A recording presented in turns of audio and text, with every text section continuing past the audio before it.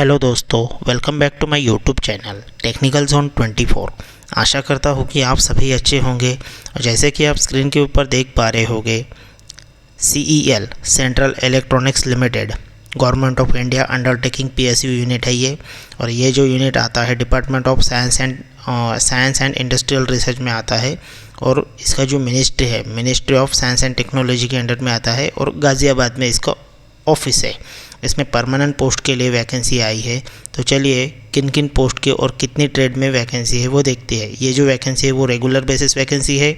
यहाँ पे आप फर्स्ट नंबर की वैकेंसी देख सकते हैं, junior technical assistant grade NE 7। Total 2 post है इसमें।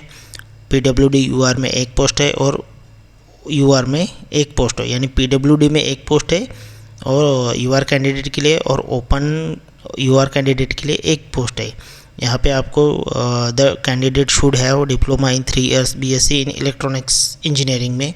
और आपको यहाँ पे दिया है experience candidate with in first class degree and minimum 1 year related post qualification experience in the same field shall be eligible for the post.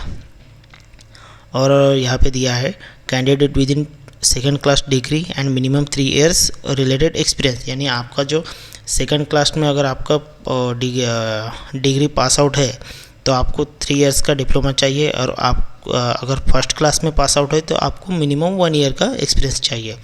Second post यहाँ पे दी है इन्होंने, जूनियर टेक्निकल असिस्टेंट ग्रेड इसका है NE 7। टोटल 8 पोस्ट है। UR में 4, OBC 2, SC 1, EWS 1। इसमें भी क्वालिफिकेशन यहाँ पे दिया है, the candidate should have diploma in 3 years BSc in electronics engineering. इसमें भी फर्स्ट क्लास के लिए 1 year एक्सपीरियंस, और सेकंड क्लास अगर आप पास आउट हो डिग्री तो आपके लिए 3 years का एक्सपीरियंस ज़रूरी है। थर्ड पोस्ट यहाँ पे दिया है junior technical assistant grade NE 7। Total post है इसमें 2, OBC के लिए 1 पोस्ट है, एक्स सर्विसमैन UR के लिए 1 पोस्ट है। इसमें भी 3 years का डिप्लोमा BSc इन मैकेनिकल इंजीनियरिंग में चाहिए। अगर आपका फर्स्ट क्लास में आप पास हो तो मिनिमम 1 year का एक्सपीरियंस, अगर सेकंड क्लास में आप पास हो तो मिनिमम 3 years का एक्सपीरियंस। फोर्थ पोस्ट है technician B grade NE 4। Total post है इसमें 2, PWD UR के लिए 1 पोस्ट है और UR कैंडिडेट के लिए 1 पोस्ट है। इसमें चाहिए आपका the candidate should have minimum SSC और equivalent qualification with ITI certificate in the trade off electrical.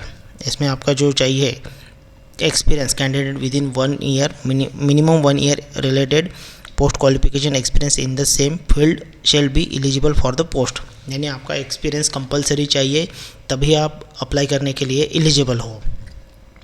Fifth number की पोस्ट है टेक्नीशियन B ग्रेड है NE 4। टोटल पोस्ट है इसमें 3, UR के लिए 2, OBC 1। इसमें भी same SSC plus ITI electronics trade से चाहिए। इसमें भी मिनिमम 1 year का एक्सपीरियंस चाहिए आपको सेम ट्रेड से, तभी आप एलिजिबल हो अप्लाई करने के लिए।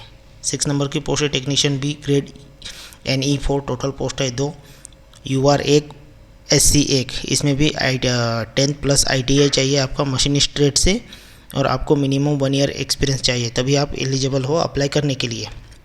यहाँ पे एडिशनल एलिजिबल रिक्वायरमेंट दिया है, applicant must be citizen in India. Age criteria यहाँ पे दिया है NE 7 जूनियर टेक्निकल असिस्टेंट के लिए 25 years और NE 4 टेक्नीशियन B के लिए 25 years। और यहाँ पे आपको जैसे category wise SC ST OBC EWS, इसमें आपका एज भी रिलैक्सेशन यहाँ पे दिया है। As relaxation for upper age limit for the post reserve for the respective categories, यहाँ पे देख सकते हो। इसका लिंक भी मैं डिस्क्रिप्शन बॉक्स में दे दूँगा और PDF का भी, वहाँ से आप देख सकते हो PDF डाउनलोड करके। ये फुल्ली कुछ डिटेल्स है। यहाँ पे दिया है पे अलाउंसेस।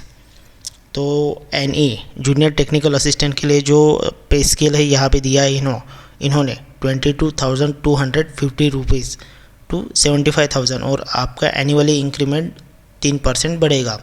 टेक्नीशियन B के लिए 19,000 से 60,000 तक, इसमें भी आपका एनुअली इंक्रीमेंट 3% बढ़ेगा, और उसमें यानी स्टार्टिंग में आपका टेक्नीशियन बी का जो बेसिक रहेगा वो 19,000 रहेगा। उसमें आपका TA, DA, HRA, medical allowances सब कुछ जोड़ के मिनिमम सैलरी 38 या 40 तक आपको मिल जाएगी, यानी आपके मेट्रो सिटी के हिसाब से, HRA के हिसाब से।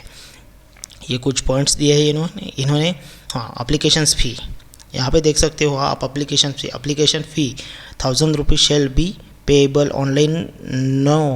No application fee need to pay by the candidate belong SC, ST, OBC, PWD and ex serviceman। यानी SC, ST, OBC, PWD, ex serviceman के लिए एप्लीकेशन फ़ी पे करने की ज़रूरत नहीं है।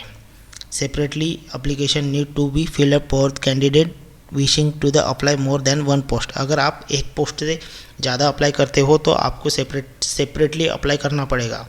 The application fee is not refundable regarding of the candidates belong rejected for any reason। अगर आपका एप्लीकेशन रिजेक्ट होता है तो एप्लीकेशन फ़ी नॉन रिफंडेबल हो जाएगी। सिलेक्शन प्रोसेस, यहाँ पे सिलेक्शन प्रोसेस का भी दिया है इन्होंने।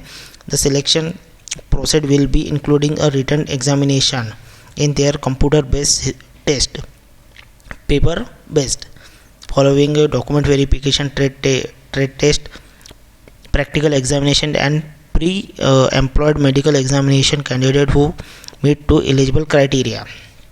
आपका रिटन टेस्ट होगा, स्किल टेस्ट होगा और आपका डॉक्यूमेंट वेरिफिकेशन और मेडिकल एग्जामिनेशन होगा। ये क्राइटेरिया सिलेक्शन का दिया है इन्होंने।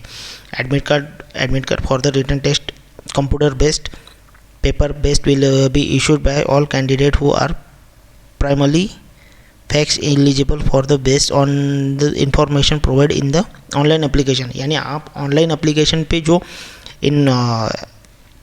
इंफॉर्मेशन प्रोवाइड करेंगे उसके हिसाब से आपको ऑनलाइन एग्ज़ाम के लिए बुलाया जाएगा।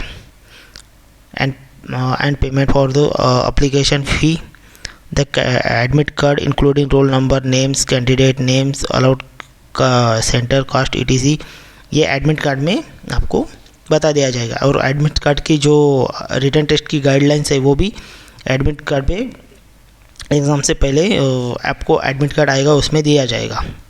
यहाँ पे they it is important to the note the admit card will be not send by post, entry into the examination hall will be prohibited without a valid admit card. आपको valid admit card download, यानी जब आएगा तब download करना पड़ेगा।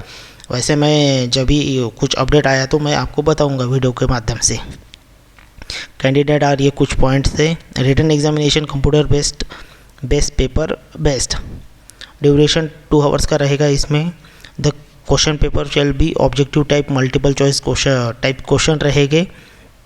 Shell be answer, इसमें multiple types question रहेगा। ये सिलेबस है। The question papers concept of the part 1 technical based knowledge 60 question रहेगा इसमें। और पार्ट 2 जो रहेगा वो एप्टीट्यूड टेस्ट रहेगा 40 क्वेश्चन का। The aptitude test will be compares of the question related for general English, reasoning, aptitude, general awareness, ETC। All question shall be carrying 1 mark, यानी सभी क्वेश्चन के लिए 1 मार्क रहेगा। Incorrect and multiple answer would result with negative marking 1/4, यानी negative marking इसमें 1/4 रहेगी आपकी। तो देख के even every candidate will be have sure the minimum 40% mark in the written test examination part 1 and part 2 taken together for the bring shortlisted for the trade test practical examination. यानी आपको 40% minimum 40% लाना है। उसके ऊपर अगर आप लाते हो तो वो तो बेस्ट ही है।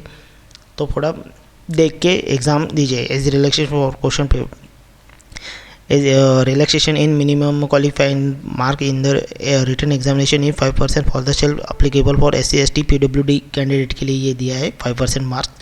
ये फुल ये नोटिस है इनका।